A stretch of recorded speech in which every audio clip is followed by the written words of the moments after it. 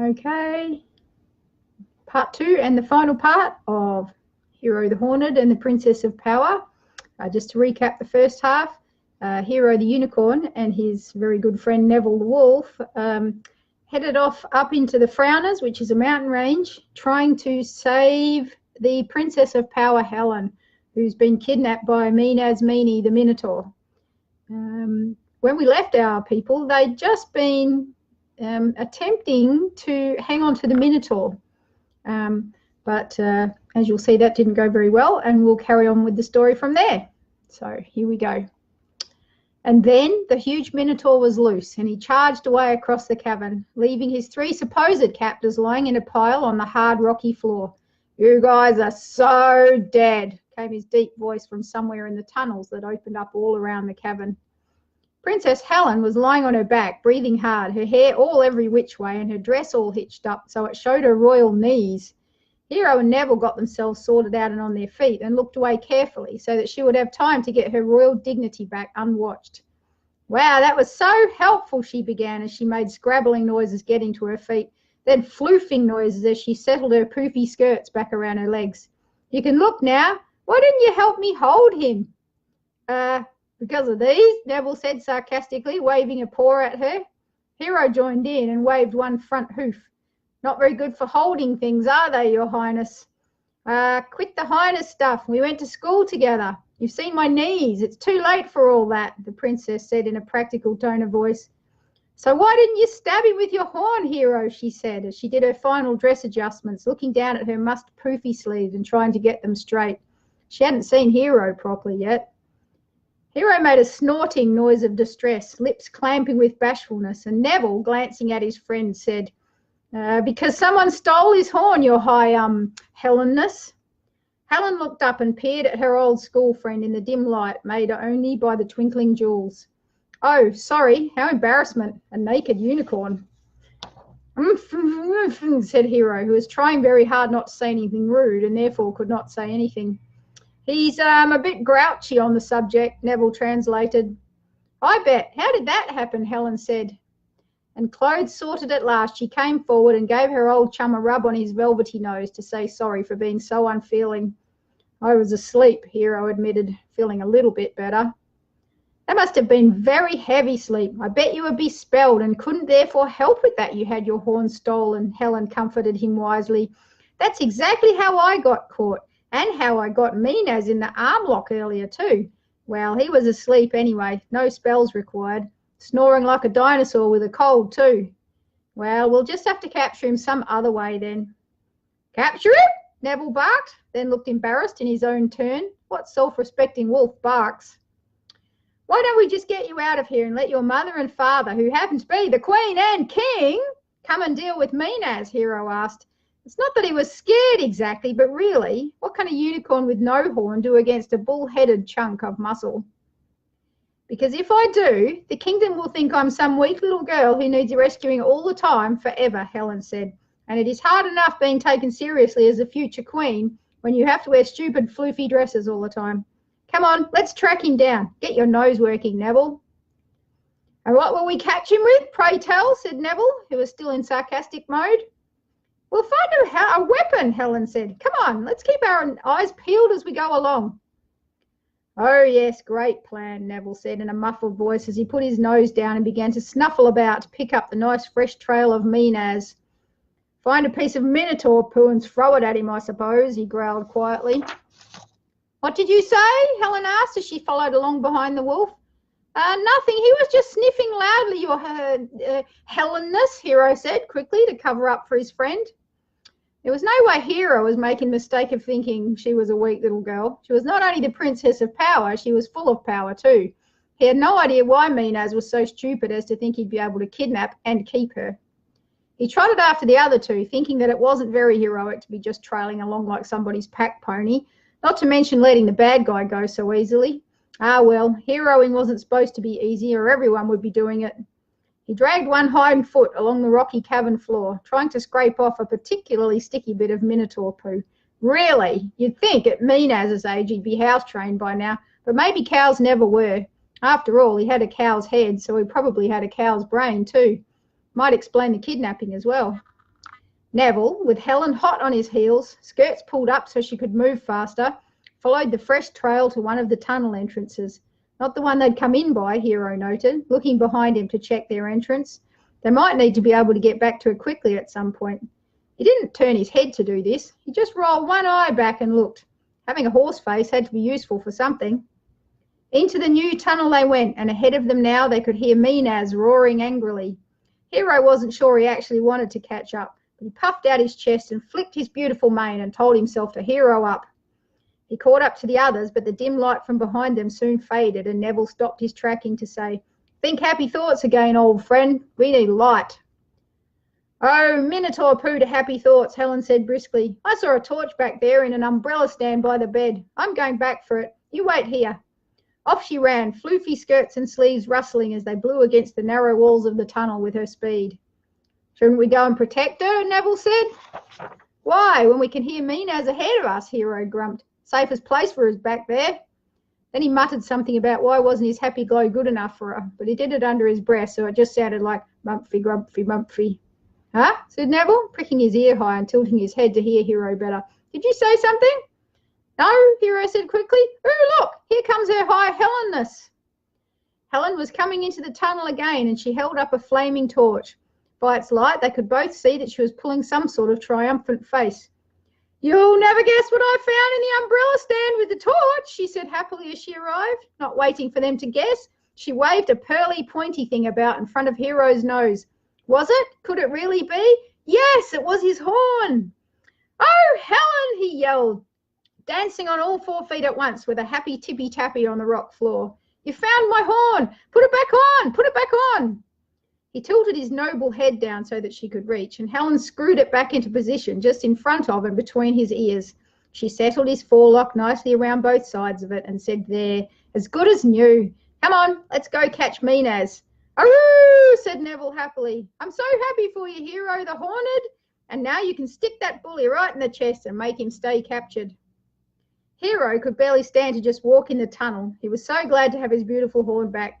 He wanted to dance and skip and leap, so he compromised and did little dancing moves side to side in the tunnel, while flicking his mane and tail around handsomely, but trying to be so quiet that the others didn't notice.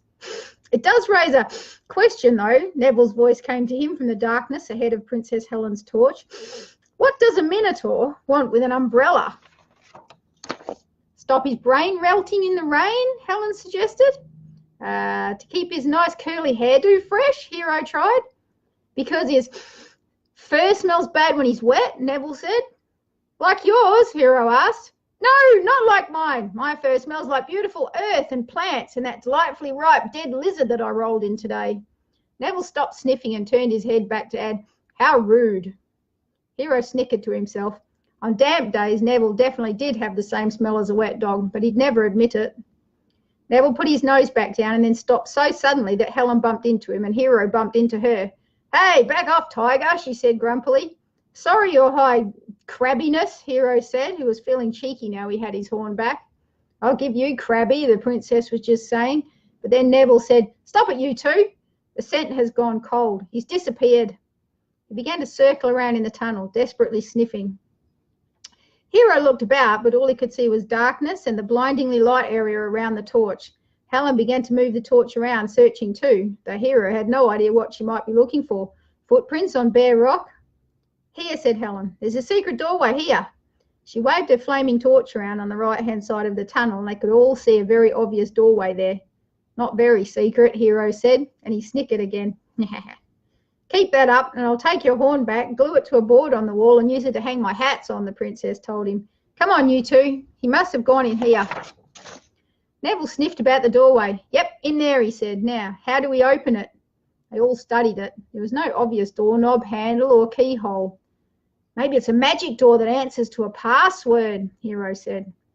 "How magic is a minotaur?" Helen said. "More likely. Hang on." She hitched her skirts up above her knees again and kicked the door as hard as she could. It sprang open. Hero and Neville cheered, but Helen just said, "No time for that. Violence is his technique, and a good kick is something he could always carry with him. It's obvious that someone as dumb as Meanazz wouldn't remember a password." "I am not dumb," came a deep and sulky voice from inside the dark space that the open door had revealed. "I'm incredibly smart. I used to get A's at school all the time. Yeah, but only because you made Phil the Phoenix do all your assignments, Hero said. Smart but cowardly, Princess Helen said, shaking her head disgustedly. And look where that got him. Now he's just a pet for a wizard and sits all day on a perch. She pushed forward through the doorway, torch thrust ahead of her. Come on, bully boy, let's be having you, she said firmly. Time to go and see Mum and Dad and take your medicine. Hero crammed his large body through the doorway, glad to find that inside wasn't a small room, but another large cavern, if not as fancy as the first one.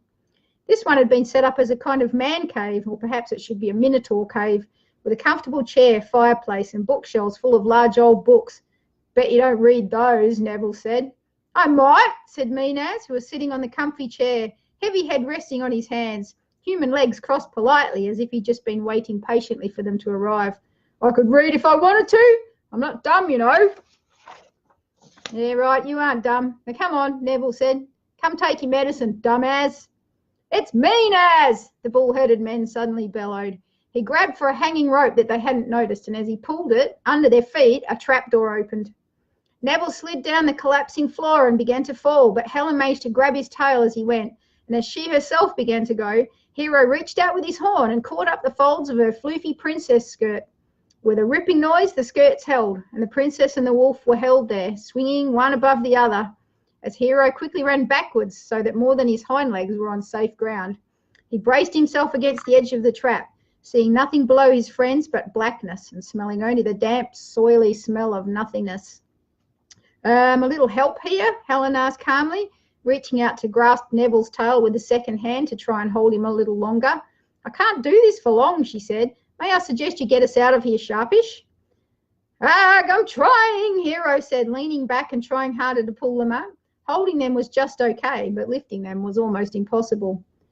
Dumb am I, Meanazz said smugly as Hero's neck and front legs began to tremble with the strain.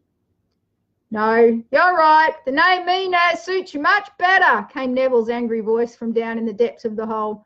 Why are you such a Meanazz anyway? Hero's front foot slipped a bit, and he nearly went into the hole head first with his friends ahead of him, but he managed at the last microsecond to stop himself. Put your back into it, Hero, dear, Helen said, looking up at him from her undignified position upside down in the hole. Yeah, come on, mate, up with it. Neville's voice was added to hers, sounding a little stressed by now. Easy for you two to say, Hero muttered, straining to pull backwards and managing to drag them a step, then another one.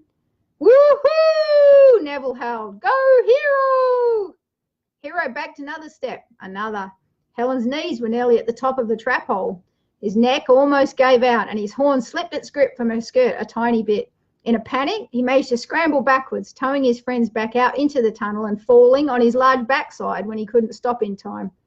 Meanazz was laughing at him now, bellowing loudly in his bull's voice. Moo, moo, moo, moo. Hero, you're so funny.